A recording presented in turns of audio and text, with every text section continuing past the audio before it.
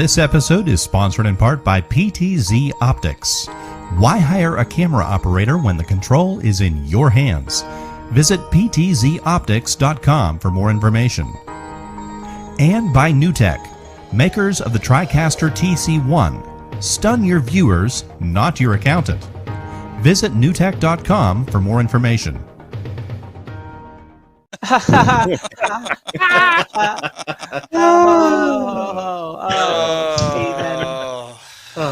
Oh, that was such a knee slapper. Oh, I didn't even get myself centered for you, Steven. No, I know, because you always have problems with your audio and your video, and I feel like you're a what do you call that? What's the Problem company? child? No, Radio Shack. Walking disaster? No, he's Radio Shack, right? What is it? A boatload Hey, of but Radio Shack had answers. Well, I never said you didn't have answers. You just didn't have the right answers. He's more Crazy Eddie than Radio Shack. That is true. Hey, what would Johnny Five do? Yeah. Well, guys, welcome. This is our new night. We've switched over to Thursday nights to make it a little bit easier, so we have a lot more time to talk about all things gaming and home arcade and all that fun stuff with you guys, the chat room. I am trying to get Facebook's chat to pull up, so bear with me on that. I ran into a little bit of technical difficulties, and you can see the technical difficulty on the screen right now. Glenn, how's it going? Once again, I'm feeling like Al Bundy. Like, another interesting day at the office. It's just been absolutely crazy in the hospital. I'm going in like super early and staying late. There's a lot of stuff going on. So, happy here to unwind with you guys, have a little game time, fun. Yeah, it's good to be here. Jade, how is it in your neck of the woods? It looks kind of steamy over there. I feel like that, like, what is it, that Elmo meme where he's like, everything is fine and like the background is just on fire. That's like my life right now. Literally. Fire. Yeah, literally. Fire. So for those that don't know, Jade calls me earlier. She's like driving home because we were talking about the Marvel vs. Capcom 2 pre-orders, and we'll get to that in a little bit. And she gets stopped, and she's like, my road's blocked. I'm like, what?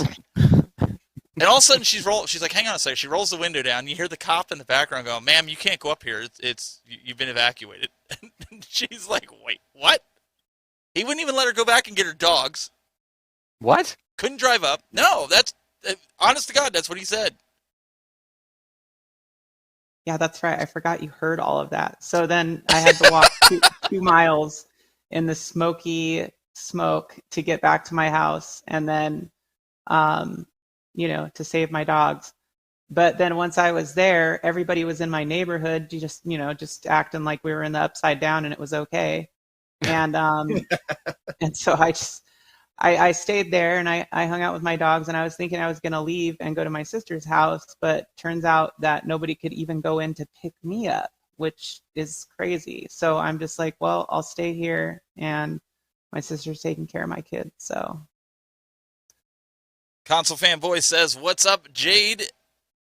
He is in the house here. We got a bunch of guys here. We're going to let me go through some of these guys here. Give a shout out to some of these guys. We have Rhea in here. We've got Quentin. I think that's how you say his name. Let's see who else. T-Whale. T-Walty? Adam Kalb. I'm butchering some of your names, and I apologize. Jennifer Wyatt. I think she's here for Glenn. Stalker. I got a stalker. You got a stalker. Stalker. That's all right. Everybody needs a stalker. It'll make you feel so much better. So we got a bunch of guys in here. If I missed your name, I apologize. Trying to get things going. Guys, today was a huge day. I know there was tons of people out there that were really excited. What are we going to talk about? Check this out.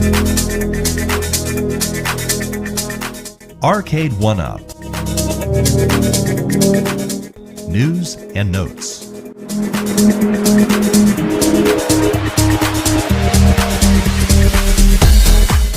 Marvel vs. Capcom 2, the game that Jade has been all day trying to get me to pull the trigger on, and I just couldn't do it. I had it in my cart, I don't know how many times on Target, on Best Buy, But that's not what I want to talk about. I want to start this off, guys, and get your opinions, because I feel like Arcade1up failed. They failed the community today. And well, yeah, big surprise there, right? No. And I'm being completely honest here, all right? And I don't know if you guys in the chat room feel the same way, but I feel like when you send out an email telling everybody that pre-orders are going live at 12 noon Eastern, people expect it to go live at 12 noon Eastern, not 11:53. Mm-hmm. And there was a lot of guys that are like Jayde that really love this game, have great nostalgia for it, that did not get a pre-order when it first came out. Now, I understand as the day rolled on, the other retailers had it, but let's talk about that for a second. That's something nobody's talking about. Nobody wants to hear about. Nobody wants to say anything about it. Jayde, did they drop the ball on this? I think that Humble. it was messy. It was messy. I mean, I was on the website, at least 10 minutes prior, and I was just refreshing it like every 30 seconds. And because I kind of wanted to get it direct from them, but I was refreshing it every 30 seconds, and then all of a sudden at the top it said, and this was prior to noon, like Eastern time.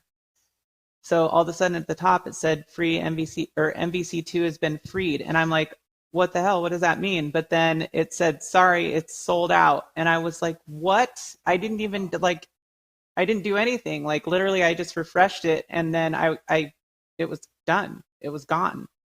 So, I mean, even though I was there prior to, the time and everything, I still didn't get one. So I think that it's not only that they dropped the ball by letting it go early, but it's also the fact that all the ones at least direct to consumer were just gone, like in a heartbeat. And then, they were like, oh, but go buy it from Target. And the Target pre-orders were still sold out. They hadn't even fixed that issue yet, which I know they fixed later. And then Best Buy was gone really quick, and so they were doing batch releases or whatever, but it just was not executed well. And I think that, for people who plan on getting stuff like this, I'm sure there's people that work and have to plan their schedule around it. Like that really sucks for them, because, we know what we know. So, maybe they'll get one, maybe they won't. I don't know, but I just thought it was very poorly executed. Bill, what's your take on the whole thing? Sitting back, I know you weren't really interested in pre-ordering right now, but what was your take on the whole scenario that took place? Oh yeah, this is definitely one that I want to pick up. It's just due to personal circumstances, I can't get it at the moment. So I know there's going to be a second batch. I was saying this earlier.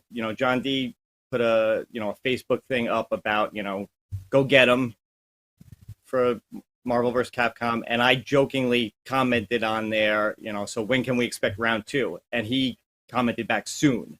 So we know there's going to be more of these. They'd be stupid to just put this amount. But having said that, when you've got something that is this hyped, that so many people have been wanting for so long, to have it be this limited, and to drop it early when people are expecting noon, and to have it be sold out immediately, and then just the off and on throughout the day at the retailers, whether it was Target not having it or Best Buy putting them up in batches. You just never knew when it would be available and when it wouldn't. For a game that this many people are this excited about, it could have been handled a lot better, I think. There was another element to all this, because Glenn, I want to get your take on this, but there's another element to it, and the element was, I don't believe, if you looked at the card, the show card, I don't know if the game is actually ready for prime time. And I know some of you guys, and I know Jayde's one of them, that are taking their chances and they're going out there. But, I mean, Glenn, to be this disorganized on a pre-order, I mean, Apple does it too. I've seen, so I don't want it to be like, oh, he's just coming down on Arcade1up. We've seen Games do it. We've seen iArcade do it. So it's not just throwing darts here. We're still seeing it with PS5. Let's be real. We've seen it with Sony. We've seen it with Xbox. Glenn, I mean, how do you mitigate something like this? Because you're in the business of selling products. I mean, is there a better way to do this?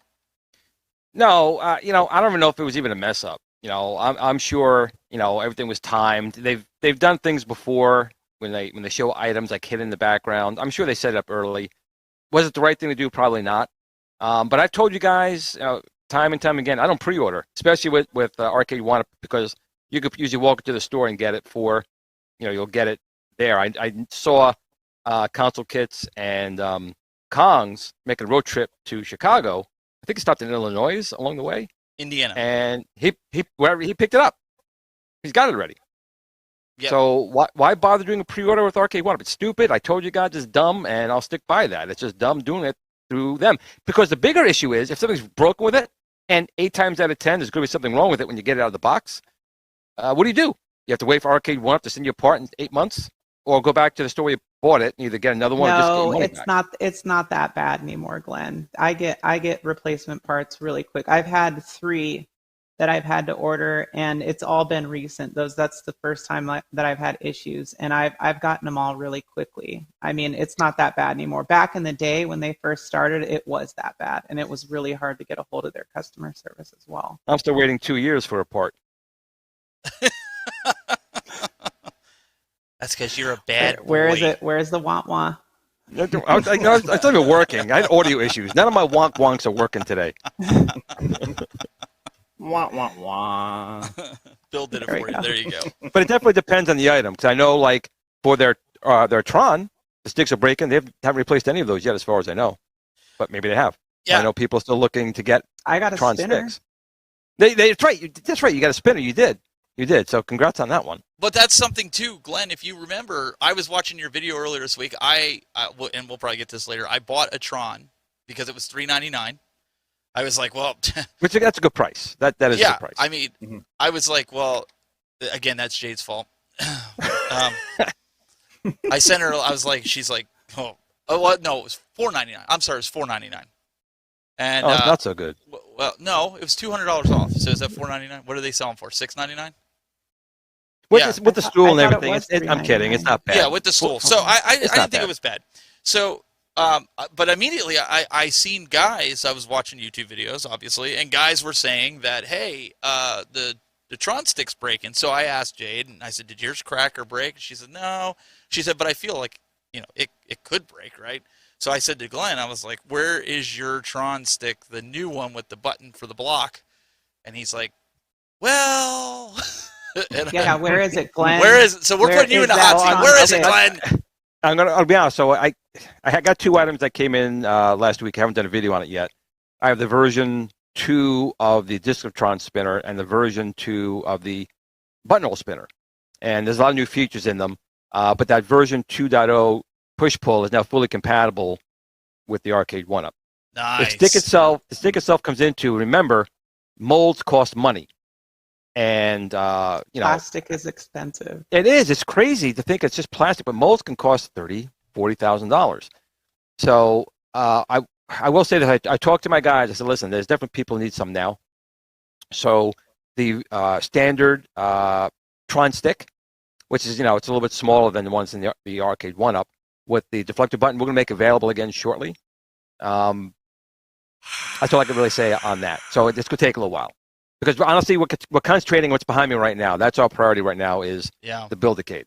We want to get that up in November. But you're saying like the standard one is going to be available again soon.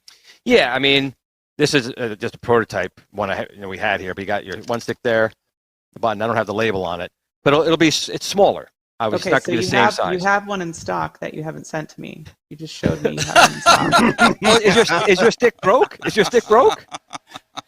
I mean, it could be. It could. It absolutely could. And I told Steven, obviously you're my boys and my gals. So if yours breaks, I can get you one. But I told my guy from the organization, we're going to make some more of these available. But the reason we really were doing that is we're trying to make it more full size because that's what's on the Arcade1up and people want that. But the molding costs money. And right now we're focusing our cash flow into the Build-A-Cade to get that out. So it'll be coming.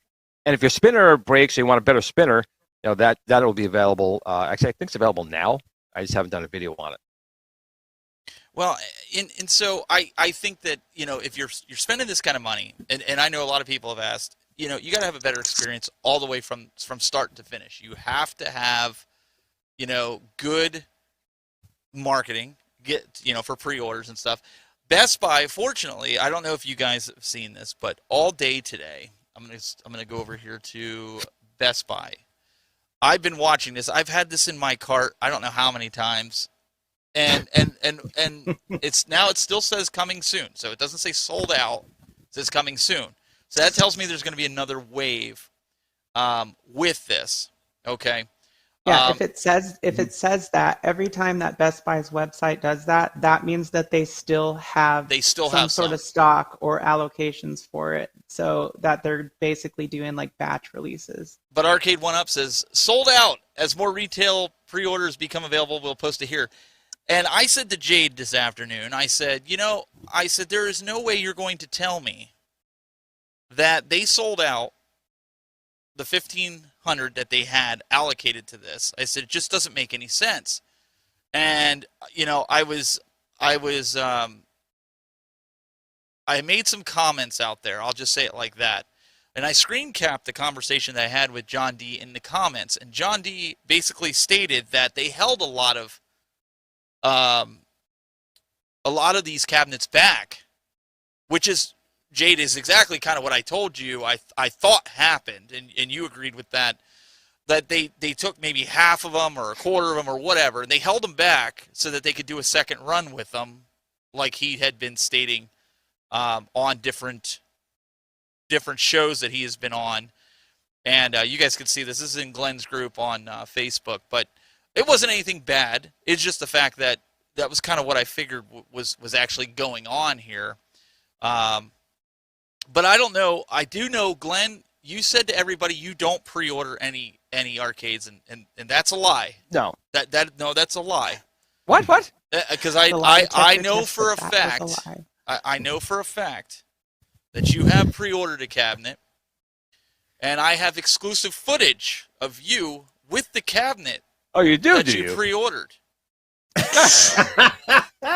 So, guys in the chat room, when Glen says he didn't pre-order any cabinet, we know he's not telling the whole truth. Oh, yeah, you got me on that one. Because this is his favorite. This was his favorite cabinet. It's perfect size. Plastic is better. Sorry, I had to do that to you, right? So, I look good there, though. Yeah, you had it going on there. My hands are a little small, but I look good. So Glen actually got his pre-order. The rest of you, so hopefully you guys got your pre-order. But my big concern right now, and Jayde, I kind of wanted you to elaborate on this, and maybe you guys in the chat room that did pre-order. It makes me nervous that normal gameplay, not so much the online stuff, because that really doesn't bother me, and I know Jayde and some of the guys here in the chat room, online doesn't really bother them. But Bill, I know you didn't pre-order it. You weren't talking about pre-ordering it. Does it bother you that it's not quite there yet? It's like 80%, because John said they're going to continue to work on this even through the actual launch. Mm-hmm. It does, but I'm also not that surprised by it. I mean, look, we see this a lot even with AAA games on consoles with day one patches and things like that. Cyberpunk. Yeah. Let's not go there again. Been there, done that. Sorry. But it's just part of the industry now, it feels like, for things like this. It's not a surprise that it's caught up to Arcade1up. I mean, I don't know if they've had similar issues with other ones that they've released, but yeah, pluses and minuses. The fact that you say you're going to support it is good that you're going to support it, but the fact that you have to say that to begin with is a little bit of a problem. Jayde, what's your thoughts? Oh, God. Well, I mean, I caught John D on Mike of All Trades stream, and I was actually able to ask him, about the issues that experiencing, and he said it's a little bit of everything, as far as like software emulation and stuff like that, and that they're running it on Flycast Dojo, which is currently the best emulator to play that game on. I mean, it runs it pretty flawlessly. That's what Fightcade is using. But I think that he was alluding to the idea that the online play isn't going to be perfect out of the box. It's going to work. We're going to be able to play online. And I think that this is specific to Marvel vs. Capcom 2. But that there might be some issues with it here and there. And that, the single player version of the game should be up to speed. And I think that the other huge thing to kind of caveat that with is that, and I talked about this earlier on the Arcadians, is that I thought that the marketing that they used for it was not executed very well. I mean, they had Justin Wong standing there playing this thing, streaming it, and it's like, dude, you're not, everybody's just seeing the bugs, and they're not thinking like, okay, they're still beta testing, they're doing this, they're doing that. Like, have somebody come in, film it, and then be like, oh, look, Arcade1up's new preview of Marvel vs. Capcom 2, because then that's going to give the audience more confidence in it, So you already have people who are like getting ready to pick it apart.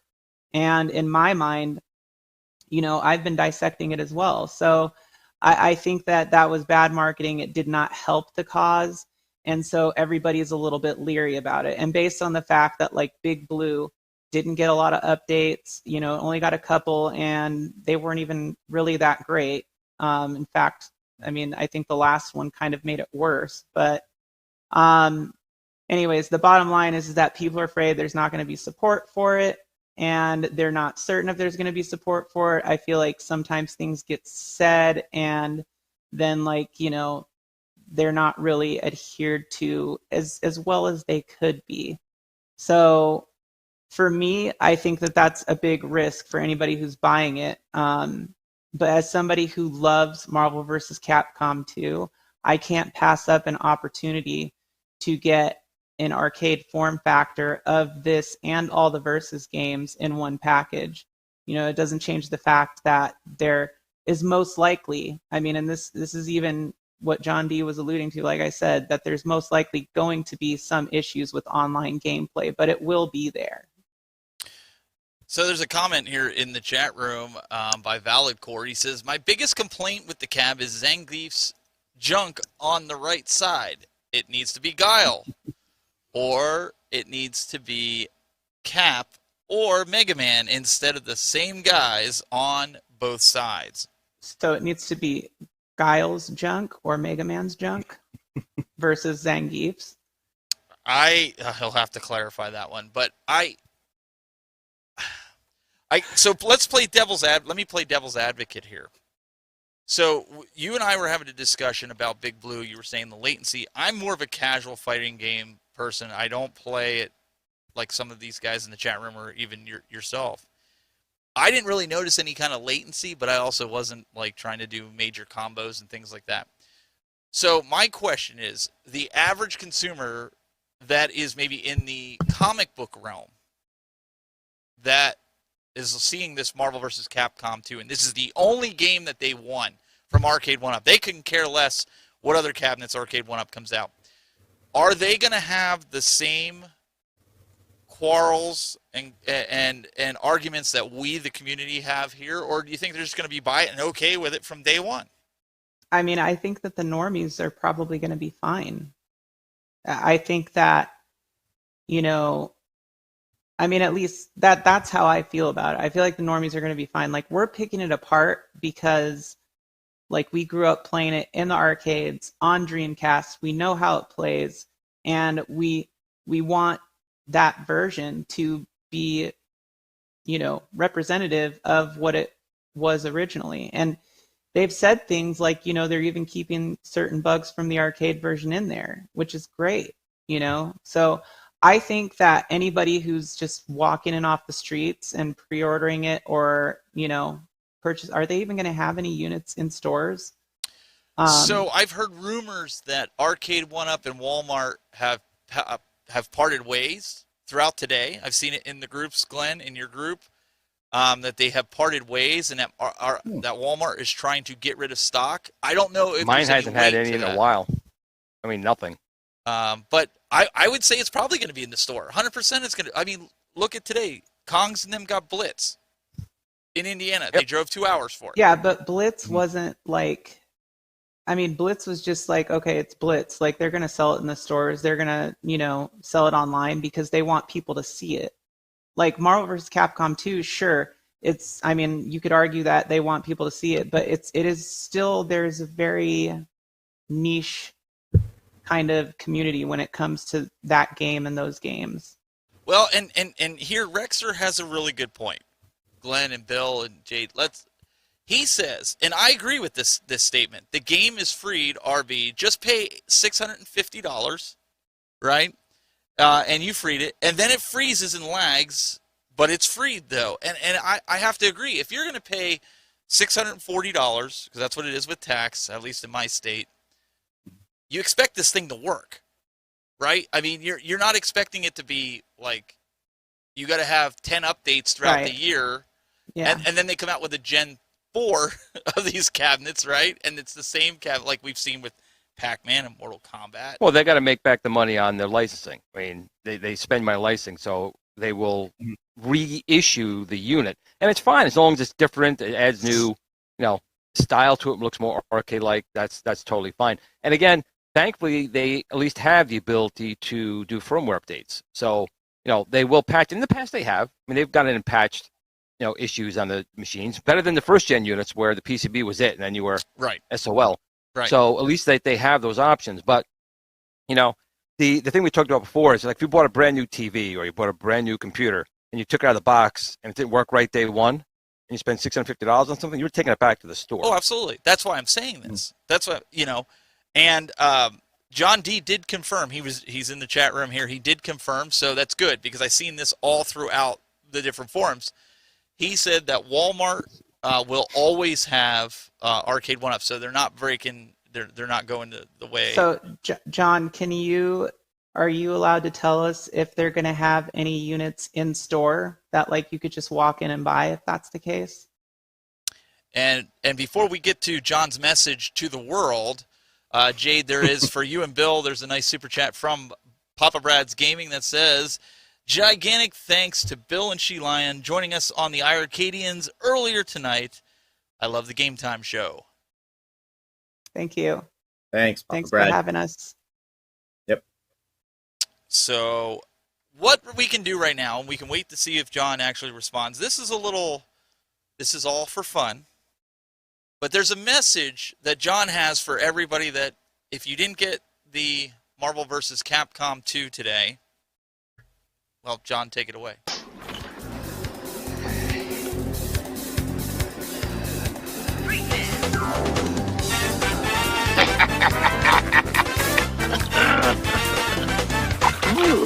Ready? Come on.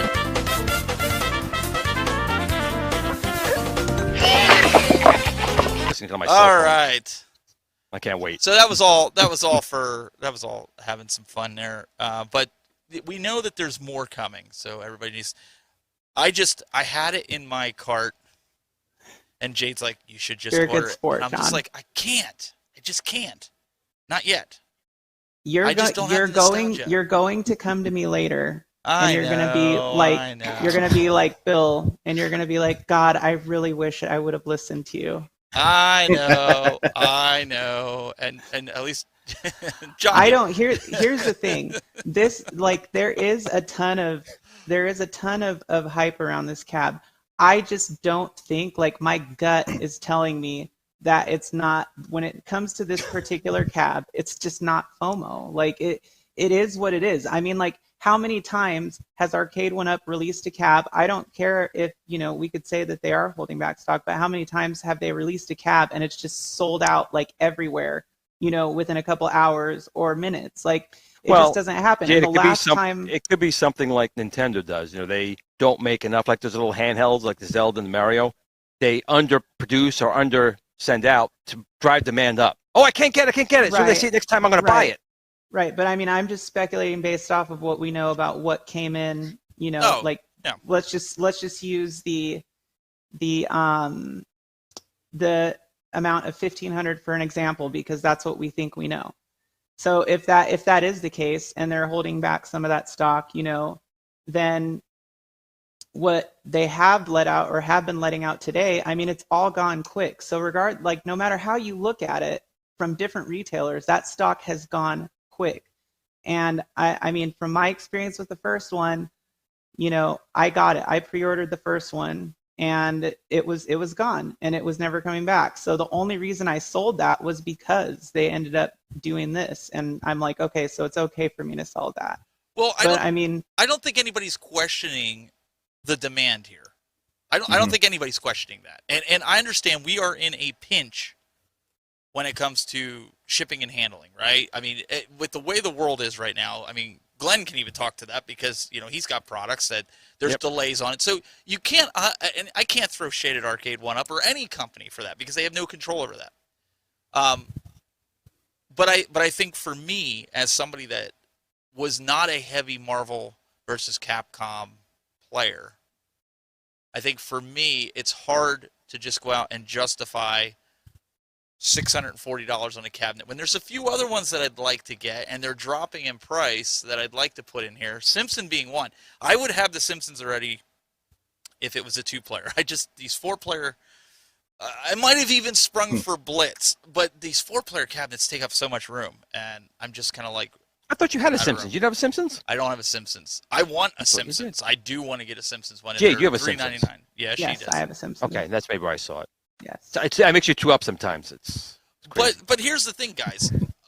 With the pre-orders of Arcade1up, the track record, and maybe it's changing now, but the track record has always been, and I mentioned this on the last show, that when everybody was pre-ordering Teenage Mutant Ninja Turtles, I went to my local Walmart, and I came home with it 3 weeks before anybody else, and they were mad when they saw it. The only ones that I've ever pre-ordered are Tron, Marvel vs. Capcom, and this one.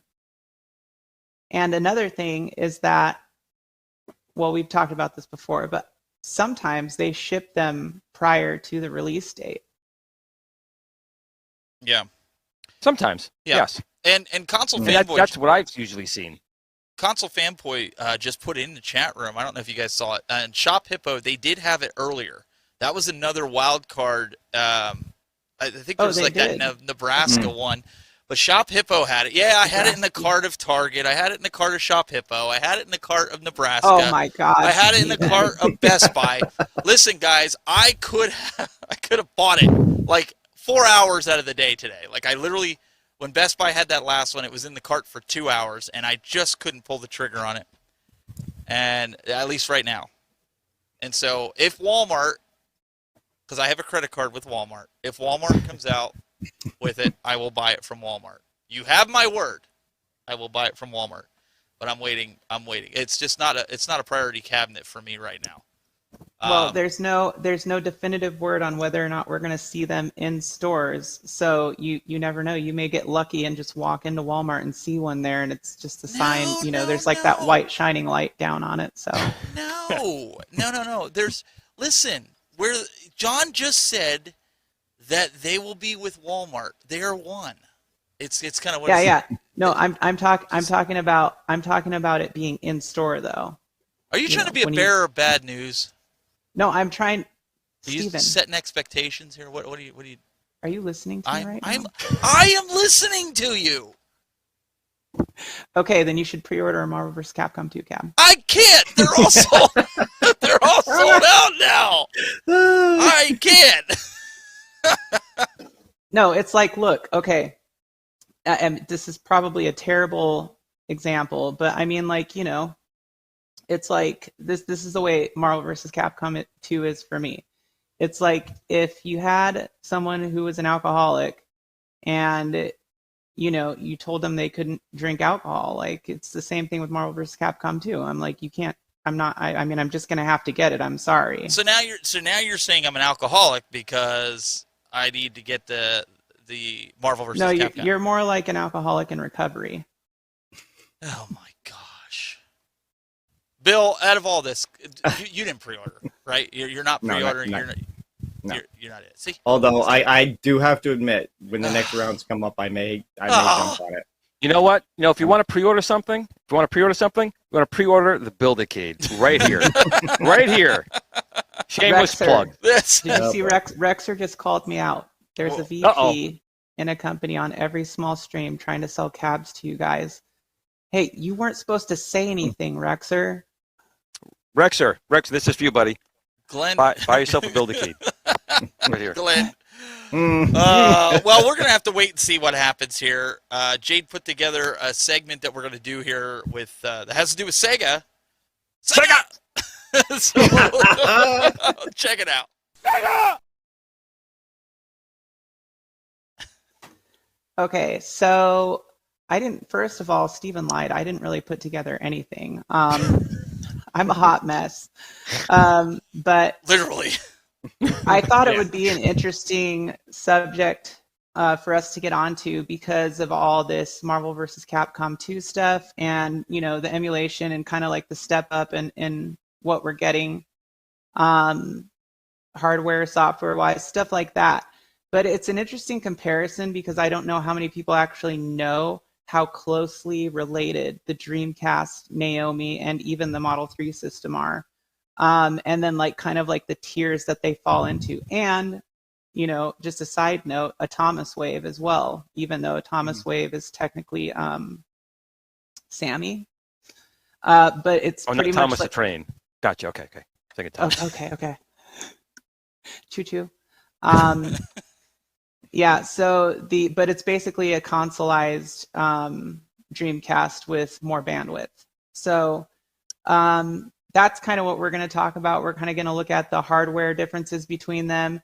And it's an interesting point just because I think it's an interesting point to talk on because you can play so many arcade games on Dreamcast that pretty much were ported over, but it's like the game from the arcade. And in some cases, there's even things that are upgraded. But it makes for an interesting subject. So for the Dreamcast, wasn't there another emulator, Redream? But they can't use that, right? Because it's not something that they can use in a cabinet that they're selling. Am I understanding that correctly? Well, Dojo. Okay, so I can pull up Flycast. Yeah, Flycast Dojo is people mainly use. I mean, at least I do, and I think a lot of people do. They mainly use it to play the arcade versions of those Atomus Wave and Naomi games.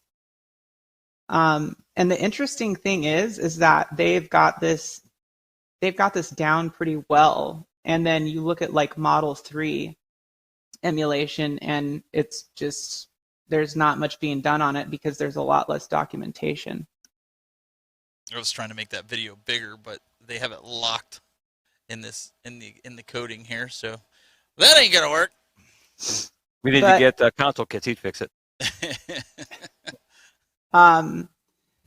But so you have the main difference. Okay, so the arcade Naomi and the Dreamcast were both at 200 megahertz with the same Hitachi SH4.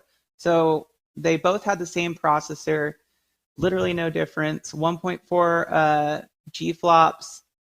And then they had where they really got different was in their memory and their bandwidth. And that's what really set them apart because in Naomi, you had a cartridge-based system as well as a CD system, which was really, it's interesting that they did the CD system thing. But I think that was because of memory restraints back then. I may be wrong. But anyways, so the Naomi basically just had more of a kick to it because it had all the storage potential and the bigger bandwidth. So, but the core system and architecture is exactly the same. So that's where you get that cool effect of having those arcade games being ported to a quote unquote console. But I mean, this thing was pretty much a consoleized arcade machine. So it's good that they use this. for those that are not or that don't know a lot about emulation, right? Yeah, I think that the fact that they're using Flycast, I mean, they took the best option that they had, and especially since they're tailoring it to the hardware that they're using, which and by the way, John, it looks like you're still in here, so I can ask you this, but when I did ask you that question on ModeStream, I did forget to ask you, are the specs, or did you ever find out if the specs of the hardware that are in the Marvel vs. Capcom 2 cabs are the same as what's in the Shinku and Yoga Flame? And the reason why I would be curious about that to everybody who's watching is because of the architecture, or excuse me, the graphics power that it takes to run Flycast Dojo games along with the processing power, because like you definitely have to have a quad core at a minimum to run that thing efficiently. I think the interesting thing is, and Glenn, you're a big Dreamcast fan as well as I am. So I think it's interesting, and well, it's awesome that they were able to take something that played on a Dreamcast. Now, whether it's exactly the same, I still say that's the best version of Marvel vs. Capcom 2, and I to my understanding, it uses the same ROM as the arcade. Am I right in saying that? I don't want to speak out of turn here with that, but I always liked it on there. I thought it was fast paced, but the fact that they can do that now with a PCB, and we had to run them on CDs back then, is pretty awesome. So I don't know. Emulation to me, you get. To your question before, I mean, we do know. I know Console Kits did a video when he got his Yoga Flame where he basically, took apart and kind of inspected the PCB. And it is a bulkier processor in that one than the previous models. So hopefully, I think there's probably, they probably did that in preparation for MVC2. Well, yeah, and he's saying, so the $33.99 is an upgrade. I just don't know. I mean, all these things run on, I think, with Mali GPUs. So it's probably like maybe a 5 series, maybe a 6 series, but regardless, so that's good because they have stronger hardware for it.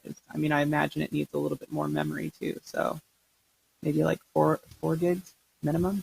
Yeah, it'll be interesting. Rexer seems a little bit.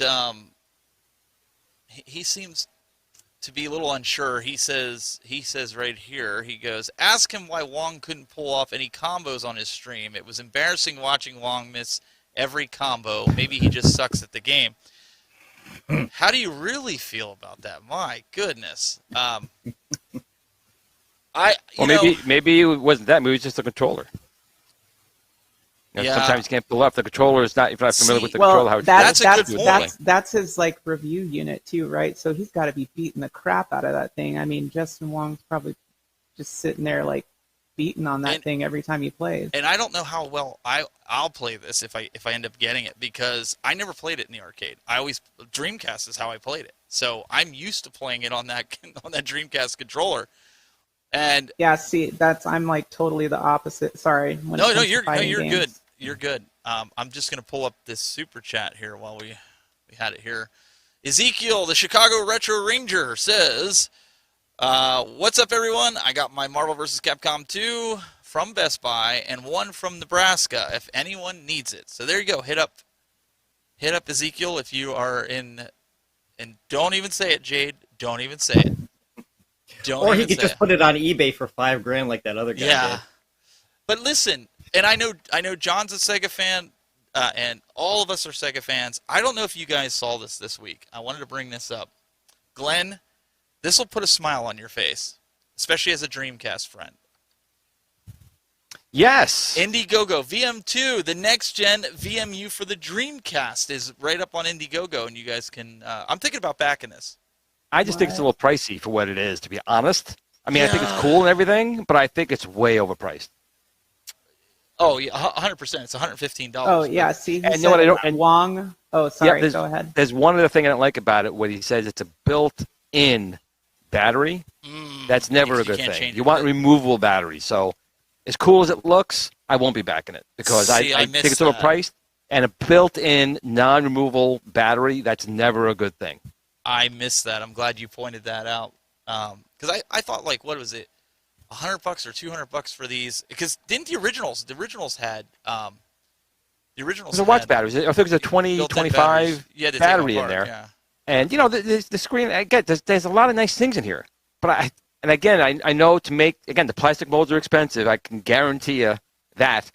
They look really cool, but that non-removable battery killed it for me, right? I was like, even though it's expensive, Yeah. but that I'm never a fan of because no matter what, once the battery dies, now you got to dissect it. You got to see if you can get the battery out. You got, you know, it's just, don't like that. Yeah. Don't like that. But it's still for the Dreamcast, so yay. Yay for Dreamcast. Jade, you were going to say something there for a second. Sorry, I was trying to stay with no, the Sega theme. I saw one of John's comments here. He said,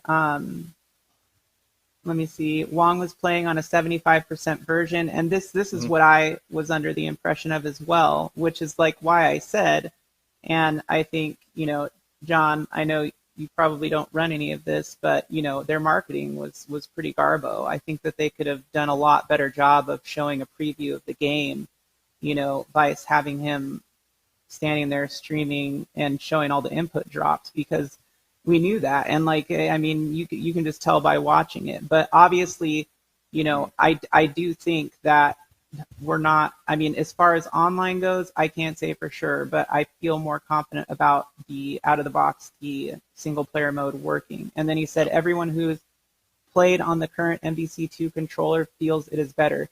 If it's anything like the Shin Hadouken controller, I have to say, like, the joystick itself, like the buttons weren't really much of a difference, but the joystick itself, both of them, felt so much better to me than anything that they've released in the past. And they're much more quiet, and they don't feel like loose, you know, like the other ones you can just kind of move them around, wiggle them around a little bit.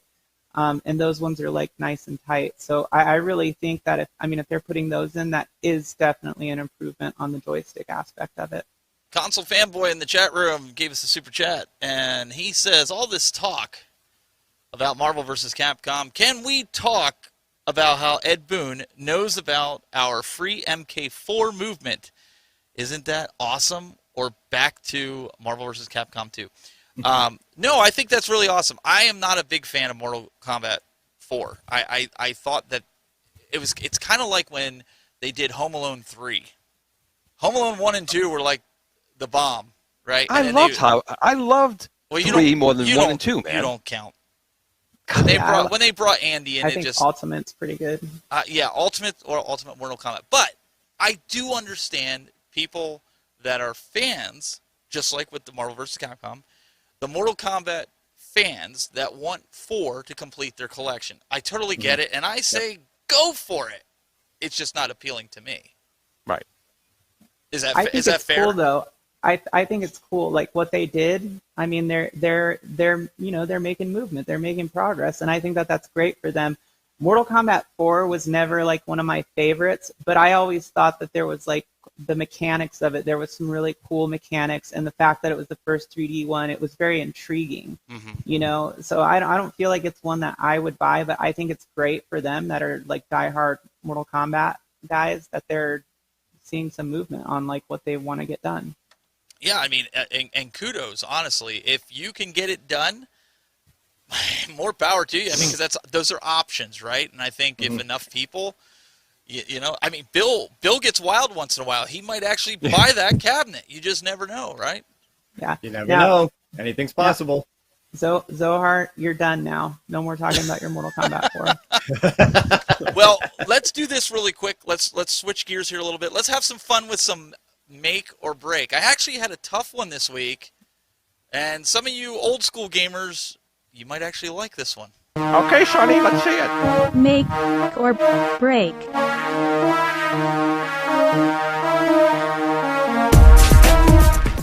Hey guys, it's time for everyone's favorite segment, Make or Break. Now, I have a question for you. Normally, I ask everyone what game make or break a system. Today, I couldn't figure that out because a lot of the games that I have for this system are really good. So, my question for you is, did Atari make or break the Lynx? Hey, Mr. Block, can I go to the bathroom? 2 minutes.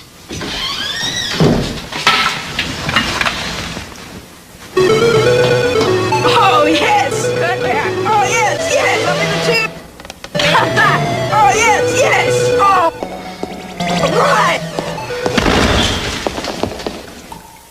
Introducing Lynx from Atari, the color video game you can get away with. Well, sometimes. All right. So, like I said, I can't find a game that killed this system. And, and I don't have all the games. But, Glenn, did Atari, in fact, kill this system?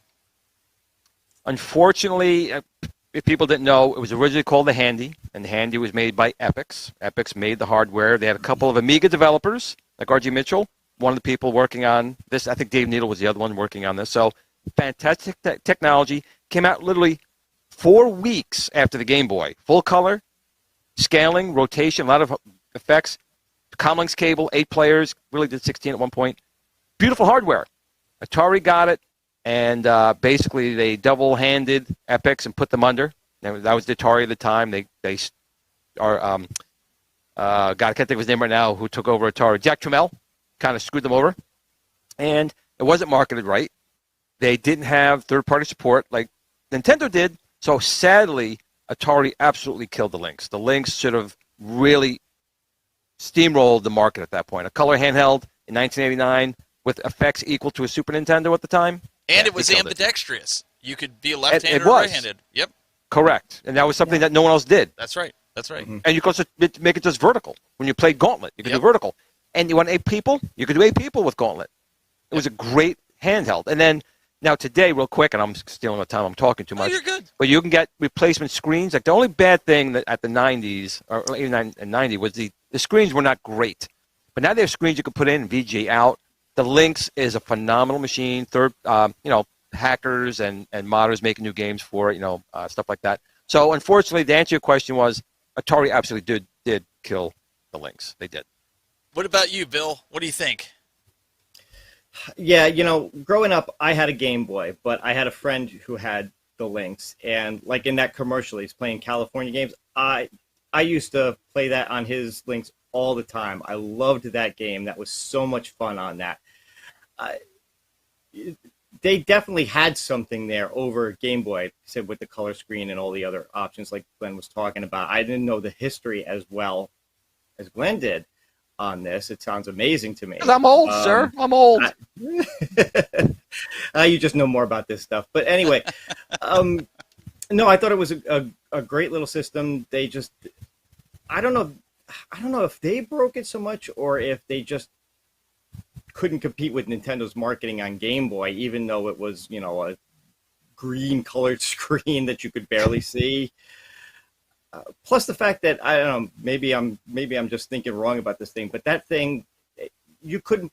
How long was the battery life on that? Like 20 minutes? Well, that's the thing. It took 6 batteries. 6 batteries lasted, if you're lucky, 2 hours. A Game Boy was, 4 batteries? It lasted 8 or 10 hours? Yeah. The Game Gear was 6, too, so Sega wasn't any better. And real quick... all the hardcores just bought an AC adapter. We all know that. Yes. Real quick before we get to Jayde's comment on here, and maybe you can tie into this, but Bonafide Picker says, you know what? Atari's getting a lot of bad rap on this show lately, and I'm starting to feel sorry for him. We like the hardware. We like Atari. The hardware. Nolan Bushnell Atari was great. Once Time Warner picked it up, it became a very different company. And then when Jack Tramiel got it, it was even more of a different company. When Jack Tramiel took it over, he didn't want game consoles. He snuffed out the 7800 for shelter for almost 3 years, about 2.5 years. They could have had the run on Nintendo, but maybe we'll do a whole talk about that. But the Atari of today is really just an IP holder, and they'll just do whatever at that point. It's not the same company. It's just not. Jayde, make or break? Did Atari kill this handheld? Oh, Stephen, you know my answer. Oh, I do, but I have to get it on record here. I don't want all the hate mail. Okay, I have a funny right. I have a quick story though. When I was a kid, I remember we were at the mall, and you can actually look up this mall. It was called the Carousel Mall in San Bernardino, California, and it was bumping. It was like the place to be back then. And you know, when they had game stores everywhere and like the Game Boy, Nintendo kiosks in the middle of the floor at the mall. And I wanted a Game Boy so bad. And my dad was trying to tell me about the links. And I'm like, you don't know what you're talking about, first of all. I'm like, it doesn't have Mario on it. So just get out of my face. Spoken like a true gamer. And so I ended up getting a Game Boy for Christmas. But later on, I got a Lynx when they were starting to kind of die out, and you could get them for really cheap. And you would go to these little hole-in-the-wall stores, and they'd be like, $2.50, $5 a piece for a game. And, it turns out I really loved it. Like, the library was limited, but there were so many good games on it. So I just want to say that I love the Atari Lynx. I think it's such a cool handheld, and it was really probably just ahead of its time.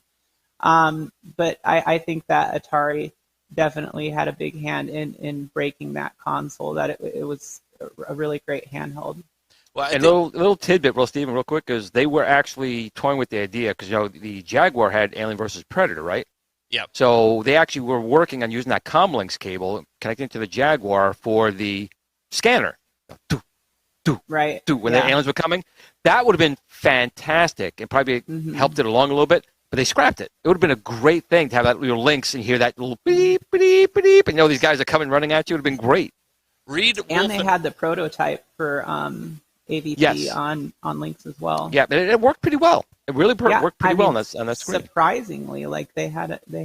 Now imagine playing 8 of your friends with your Lynxes in that game. That would have been really good. And read Wolfenau's comment there that I have pinned to you. He agrees.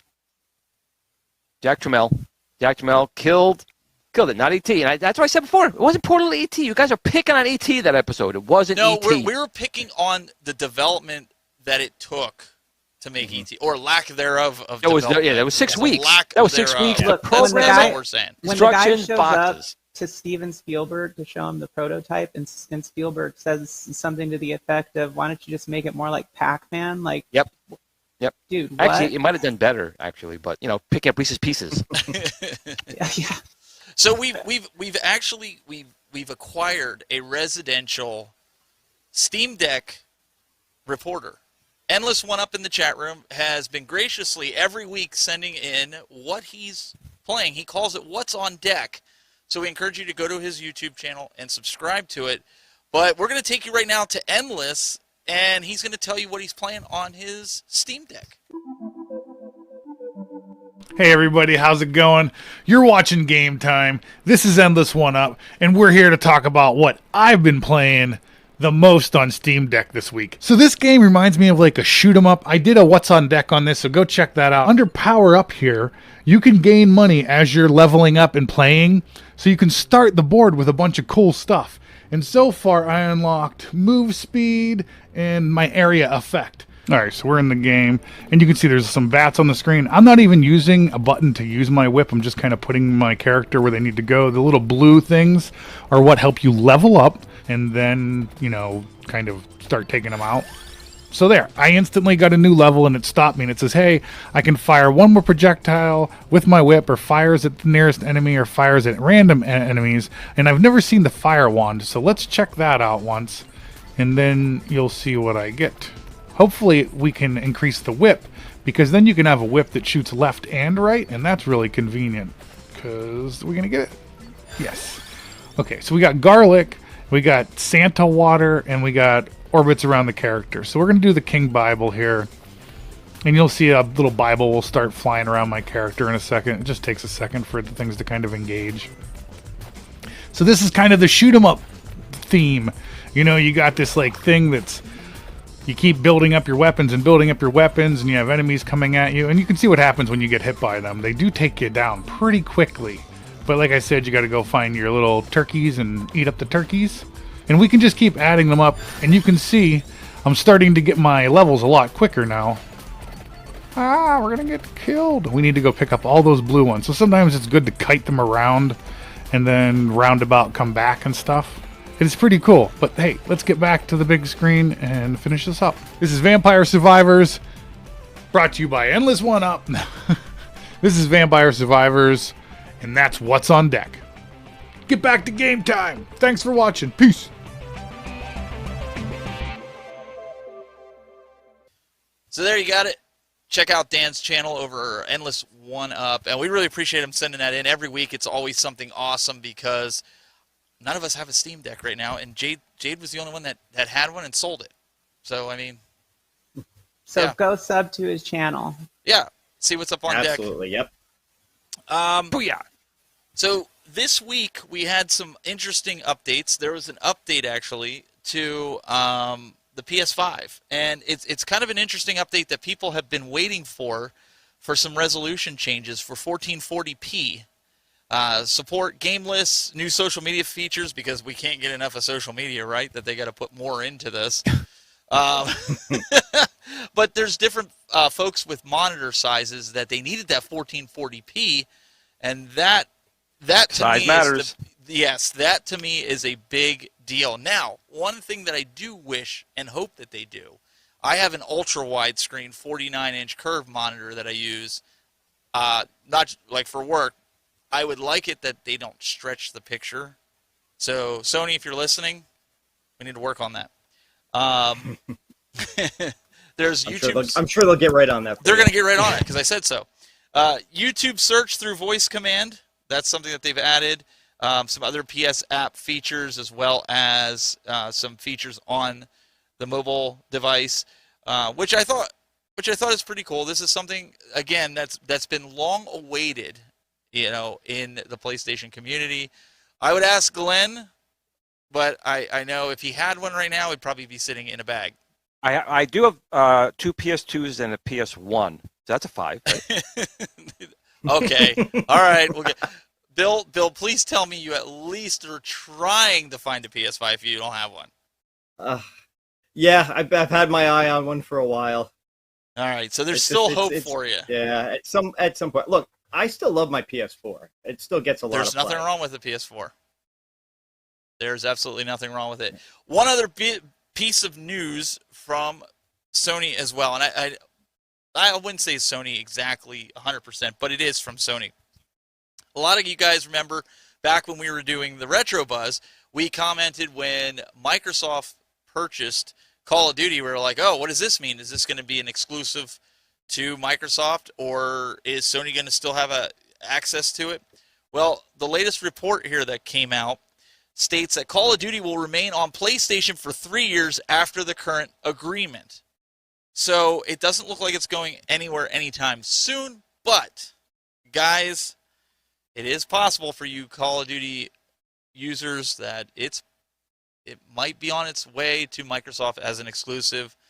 Glenn, I know you don't really play Call of Duty, but you know about it. Do you think this is a smart move? I don't know if I can even say. I never played the game at all. To me, it looks like Fortnite. I mean, no, it is a battle royale. Yeah.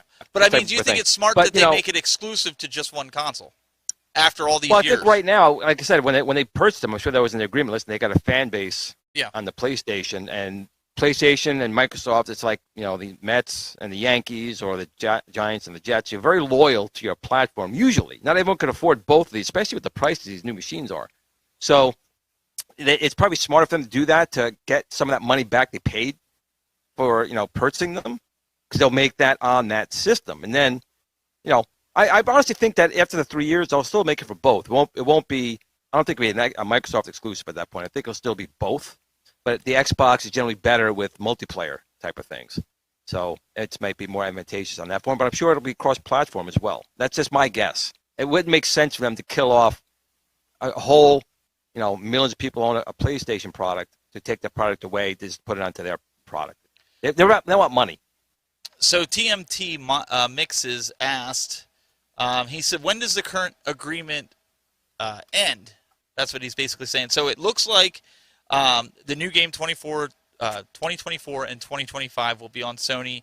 Also, 2026, 27, 28, and 29 games are all possibly out of the question, apparently. So, I mean, things could change, but they're saying the next 3 years, 26, 27, 23, 24, and 25. 25, it looks like it expires. 26, 27, 28, and 29 could be Xbox exclusives. Obviously, I think we'd all agree money talks, and if Sony's willing to throw the dollars down, that maybe it'll stay being on both platforms. So I will say this, though. Xbox has the better online play when it comes to Call of Duty, in my opinion. I think a lot of these guys would agree that play Call of Duty. Sony, you always had to worry about your credit card getting hacked. I mean, don't get me wrong. I love Sony. I love the PlayStation, but the online experience was so much better on Xbox for that. And I think it still is. I still think it still is. Yeah. I mean, they're getting better, but it's just not there. So another interesting fact, because I just want to do this because I know how much Jayde loves. She loves FedEx, and yes. I had told her that I had ordered when the sale came on. I think it was from Walmart. The sale came out for Tron. I got it for I want to say it was either $3.99. I think it was $3.99. So I bought it. Your story straight. I don't remember. It's $3.99 or $4.99, whatever. It comes with the bench, everything. Okay. I was like, that's perfect. That's a great price point instead of the $6.99. He just throws money around. He doesn't know how much he spends. I remember. I put it on the card. Anyway. Well, it's better when the wife asks. He really doesn't know. So I'm like, I'm telling Jayde, I'm like, yeah, it'll be here by Thursday. She's like, yeah, good luck if it's coming from FedEx. So I want you guys to take a look at this, so they shipped this out on actually the 6th, Tuesday the 6th. But I want you to put really close attention to here at 12:31 a.m. It's p.m. Excuse me. It says shipment exception. Barcode label unreadable and replaced. It sat there for 3 freaking days because they couldn't read the barcode. Oh, that's just what they told you. That's ridiculous. Okay, look, the last one that got delayed for me was delayed due to weather, quote unquote. And there was no weather. No, there was none. Well, you guys know that you live in a state that's on fire. FedEx has their normal delivery people, but now they're hiring, I don't want to say scalpers, but people who literally they get paid by the amount of packages like they the actually contracted, deliver. Yeah. Mm-hmm. So, like at the hospital, literally outside the building where someone says, well, they dumped like 50 monitors and laptops just like out in like the street. And it's happening walking out of the building. I'm like, that looks like computers. And it was our stuff. They left it in the freaking parking lot. The parking lot. So FedEx, you suck. FedEx is not doing well They used to be really good though. That's the thing that sucks is I used to hate UPS. Yes. And really love FedEx, and now I hate both of them. But at least UPS delivers on time. But just your package looks like Mike Tyson had a heyday with it. Yeah, it's not a fun thing. Like I was kind of disappointed. I mean, no big deal. Tomorrow, be glad that we moved the show to Thursday night because tomorrow my daughter's having her sleepover. Last weekend was her birthday. Now she's doing her friend's sleepover birthday party. And yes, we'd have a bunch of shaking cameras. But I want to get this thing put together. Hopefully it shows up before they get here. They're getting here at 6:30. That I can get this thing put together and put in place and plugged in before they come down here and want to like ransack the joint. So maybe I'll have to put it upstairs and play it while they're all down here. And then I'll just move it down here. So Glenn, get those sticks ready because his is going to be broken day one. Yeah. Yep. Oh yeah. Oh, don't say that. That's fine. Don't say that. Don't say that. No. So that's coming up. So I'll be getting that, and hopefully I'll put together a review. I like the way it looks. I just didn't like the price point. I thought $6.99, too much for it. $4.99. I will say it really is a nice cabinet. It is. It's like Dragon's Lair. It's just nice to look at in the room. It's fun. The games are fun, but it's really one of those cabinets that just lights up, and you can do so many mods to it. There's so many things you can still do to it. Yes. To even make it better. You put in a GRS spinner or Tron joystick when it's available. Speaking of that, go ahead. Go ahead. No, go ahead. No. Go ahead, because then you could transition to it. Go ahead. No, I was just gonna say about the Tron cabinet that I I don't remember because I forgot.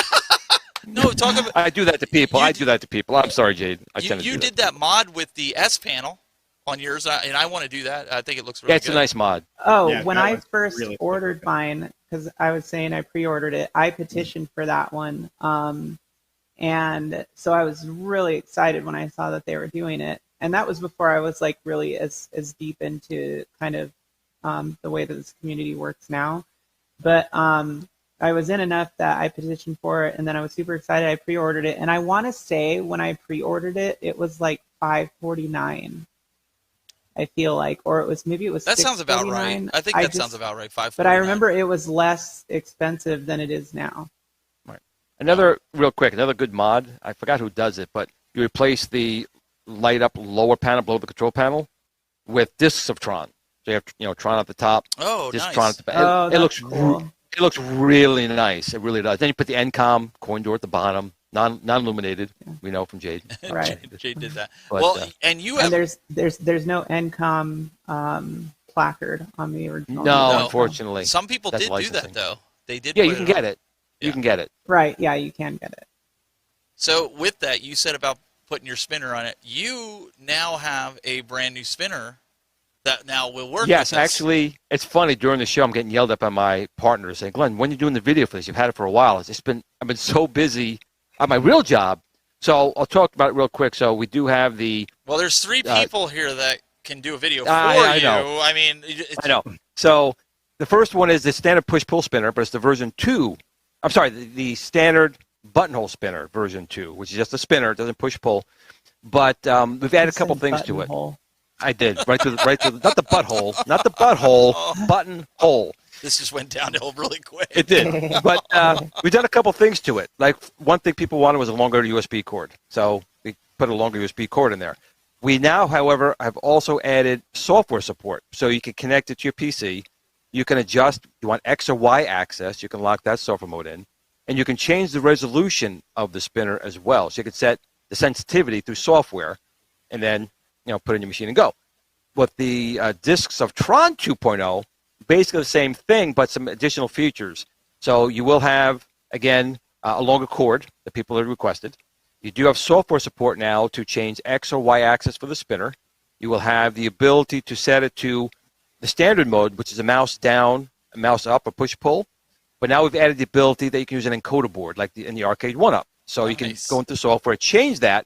So down and up is now acting like a standard, a zero delay encoder board type of switch.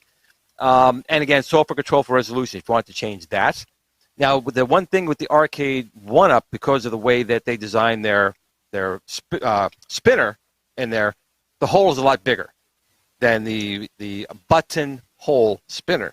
So we will offer a STL file to 3D print what I did, and I think Kongs did in his now. You can use like a clear 3D printer filament, and you can put some LEDs in there and illuminate it. It looks really nice. If you look at my video for that, it looks really nice with the LEDs. Is that the one that you didn't do yet that your partner's yelling at you for, or is that the one? Pretty much, okay, yes. All right. So you'll have to let us know so we could yes. we can take a look at that. Oh, I'll probably get the video at least for the standard spinner out this weekend, and I'll probably follow up with the next one. But both are available now on T-Stick's website if you wanted to get them. Again, same quality as before, just plus. Oh, plus. Some extra, right. We'll give you a shout out. I see Moat is in the chat room, and I want to give him a shout out because if you don't know Moat, he has one of the most infectious laughs of anybody on YouTube. I tune in for him just to hear him laugh because I'll tell you what, he has one of them deep belly laughs. You guys know what I'm talking about? It's just like, oh! I mean, like he'll have you laughing at just anything. So, little shout out to Moat. If you're not subscribed to Mike of All Trades, go check him out. Good guy. He does a lot of he's hustling a lot, doing a lot of hard work. So and he knows his Capcom games. He does. Did you ride him about getting the cabinet too? I mean, I know he wanted it, but did you ride him too? Like you were? I didn't have to. Okay, well we'll let it slide. Oh, real quick. There's a comment from One Up Underground. Isn't he? Yeah, go ahead. Just real quick from One Up Underground. He said, didn't Glenn have people in the community pay for his Tron cab? Yes. Kongs from Kongs R Us Brad, Console Kits, and a number of other people did chip in to get me that cabinet to make sure that my products worked in there. Of course, we found out a little more details about my products working too well, apparently, in that cabinet. But that is what it is. So are you shilling? No, not shilling, but I want to thank everyone who Oh. did that. They got me that cabinet, and Okay. All right, I just appreciate checking. it. Just check. That's because they love you, Glenn. You're so they do. lovable. Wait a second. So what you're telling me is a community could like you so much that they could pull for you on social media, in groups, to help you get something, dare I say, for free, and it's okay. I just want to make sure I understand this right, because I've just been seeing a lot floating around that you automatically are a scumbag. If that happens, just remember you're a sinner. True, but remember this You're was an more of a e-beggars. gift. I think this that's was more the of term, a gift. right? This was a gift versus something that was shipped out from the manufacturer. Because to say something right, the manufacturer did not want to send me that cabinet. No. Shill was the big thing. That was 2 weeks ago. That's so 2 weeks ago. The new one is e-beggar.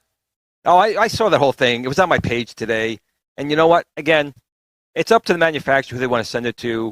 And if someone supports a product and is an influencer, I don't care how big or small they are, it's up to the manufacturer if they want to send it. They can say no or say yes. That's right. Right. That's right. Zohar needs to take responsibility for starting that whole thing.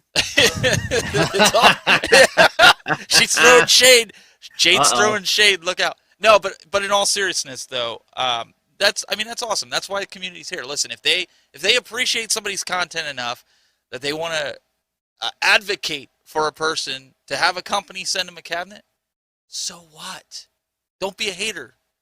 Right. Just go with it. Glenn sends me stuff all the time. That's why I got this terrible itch all the time. But yeah, it's like I don't know. Anyways, that's my soapbox for today. I'll be here every week. Cash App, by the way. Cash App. Cash App. You got to get one of those QR codes so people can scan it, like throw it up on the. I'm just saying. Oh, we got a super chat. We got a super chat. All right. So from console fanboy, let me pull it up. Hang on, Glenn. You want to read it? I'll throw it over to you. Anyone else can read it. All right. Who wants to read it? I'll read it. All right. Serious question for our arcade fans. When is this huge announcement? Is it Friday or Saturday? I'm concerned that they won't live up to the hype again. Is there an announcement? Because I don't know if it's just maybe a game being announced or something. Or well, there is an announcement on Saturday, but it's II Arcade and they're okay. The Beer and Brew Festival. So definitely check that out. I was supposed to go, but obviously I'm not. I'm here working. Yeah, same here. It's just too short a notice, and it's a lot of money just to fly out there. Then I thought about driving. I was going to say Glenn can drive to my house and we'll drive out, but then it's like Bill already knows my car will drive itself. We could have done that too. Go. But I got a truck. We could have thrown cabinets in the back of my truck. I guess we could have. Them gold cabinets would look nice down here. I'd just throw them in the back of my truck. But they already have the cabinets because it's their company. Yeah, but they could be coming to our house. Are you not picking up what I'm putting down you here? Come on. You saw Jung. Them back with Wait a minute. You saw Jung and P Dubs at the last one where they were like drunk out of their minds. That's what I'm saying. You get Jung drunk and he'll throw whatever you want into his truck. We'd all have brand new cabinets. What? Come on, chat room, help me out. You all were picking up what I was putting down, right? I mean, come on. I'm not the only one here. I have to go wah because my buttons don't work. The best thing I could say though, when it comes to that announcement, all kidding aside, I know the guys that are out there like P-Dubs and Kongs and all the console kits. They've been already going live, so I'm sure whatever the announcement's going to be, they're gonna be live and covering it for everyone. So I wouldn't really worry about it being. Nothing could be bad. You're not going to miss that. You're not going to miss nothing. No, you're not. That's for sure. No. There are some things though you may want to miss because some of their earlier videos, and I mean, there's just some questionable antics going on inside of that B&B, and half of the guys aren't even there yet. So I'm just saying, like, that might not be for the faint of heart. I'm just saying we may want to bypass that. Just wait till Michael B gets some White Castle in him, and then see how it goes. Oh yeah, White Castle. Yeah, Stuff. he's already put 2 of them back on his way there, so a lot could happen on his way there, and if they make it out of there. Guys, we got a really quick video here. If you're not supporting Retro Gaming Magazine, check this out.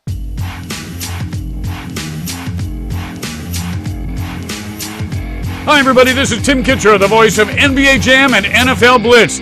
And if you're like me and you like to keep your finger on the pulse of the game community, there's no better way than Old School Gamer Magazine, either print or digital. And here's some options as how you can help support Old School Gamer Magazine in this Kickstarter. For $20, you can get a full year subscription, including 6 digital issues. This is available around the world. Or, for only $95, you can go with a lifetime digital subscription anywhere. And for $50 US, you go print and digital in the US, a little more in Canada. International options will come after the Kickstarter. For most of you, one of those options will cover you.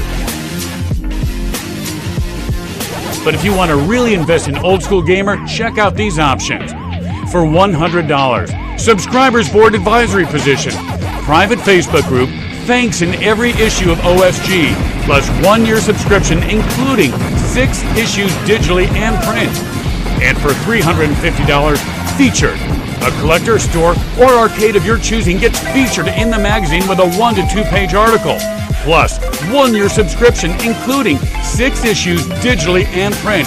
Plus advisory board benefits including thanks in every issue.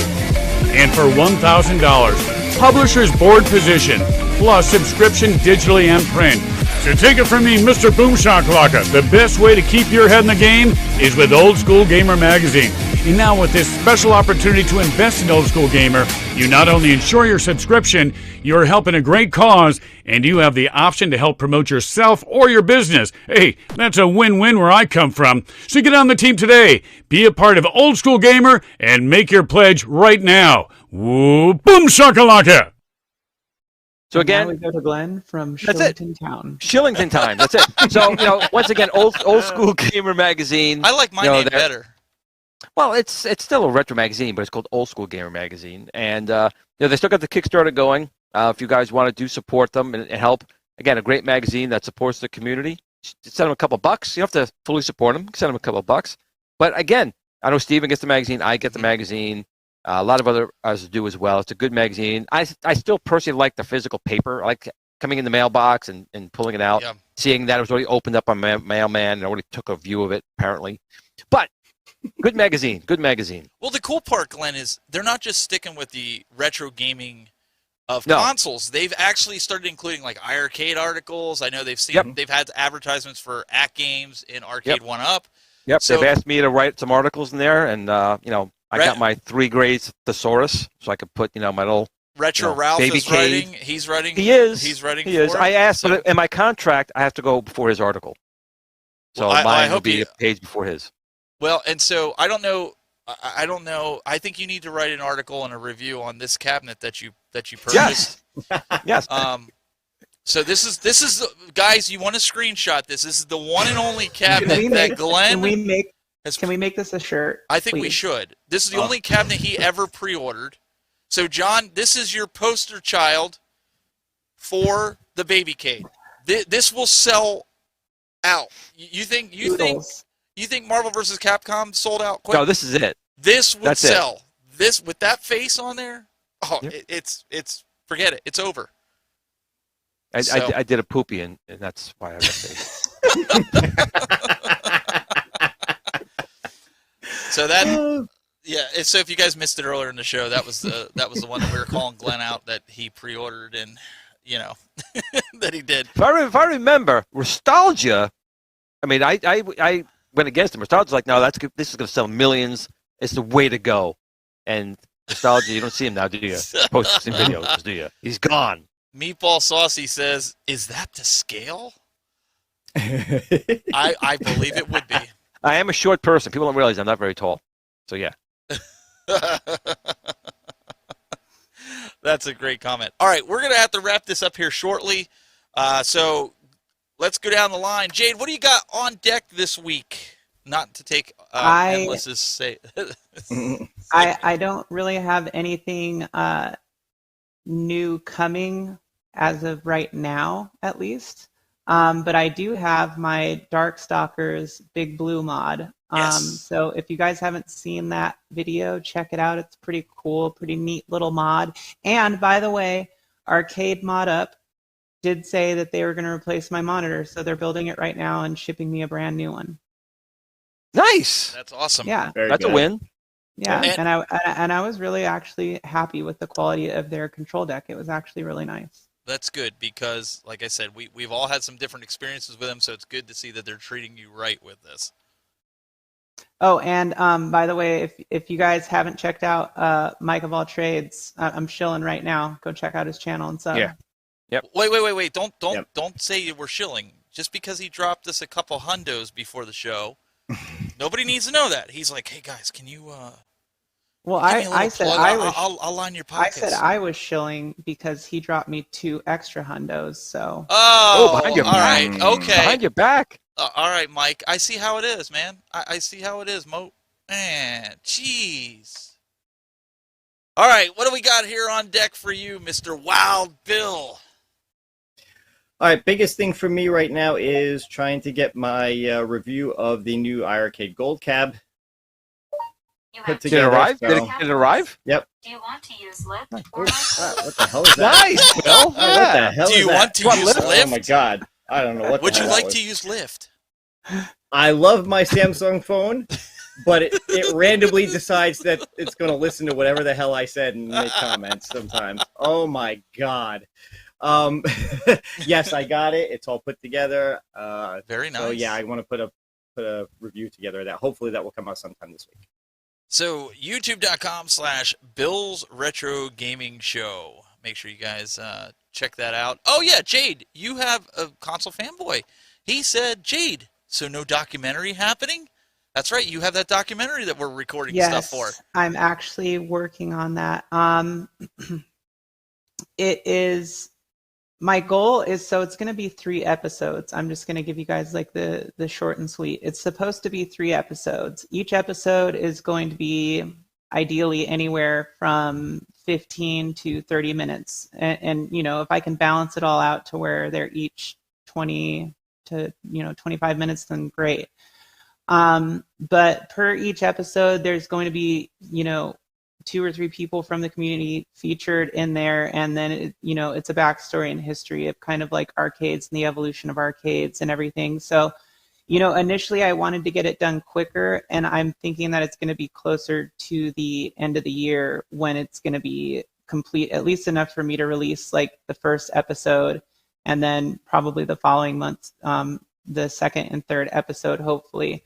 But just the amount of editing that's going into it, and the what's the word I'm looking for here? Just organizing. The production. Yeah, the production of it, and getting the people who I want to be in it, because I don't want to skimp on it. So I want the people who I want in it, I want to try to get them in it, as much as possible. I already have 3 people who are done with their interviews.